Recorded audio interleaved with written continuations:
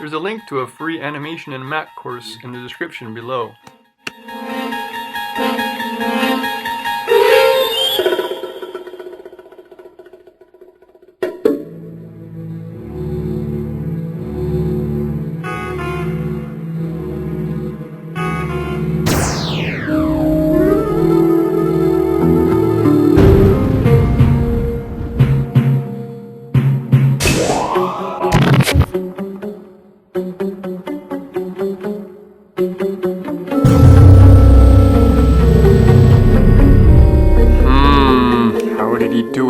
How did he do it?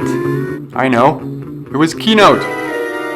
Show me! Please take a look at the tutorials at the end as well, which will show you how to manage the creation of all the objects. 99% of these are original, and right now I'll show you just how I made a lot of these things happen. Very simply, you should know already that when you're in here, if you select something, you can, in formats how you make it, and animate is how you add animations, clearly. We have build-ins, we have build-outs, we can change them over here, we can change their duration.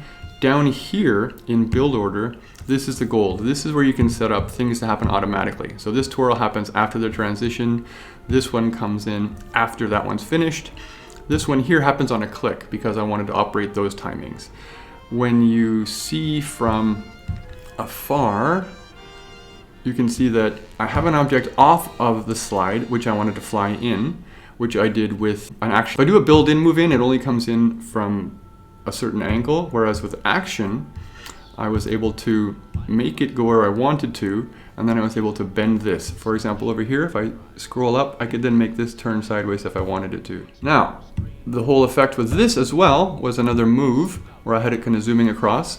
I've got, as you can see here, a huge picture of space, and this is another one of those moves that I was talking about. Just a sort of an innovation. I made this huge one, like more than 4 times larger than the actual screen itself, and I've made it zip this way because I also want to have this planet moving over top of it at the same time. So I actually can't use Magic Move for this. When you're using Magic Move, it's a transition from one slide to the next, and you can't have other objects on the slide moving simultaneously.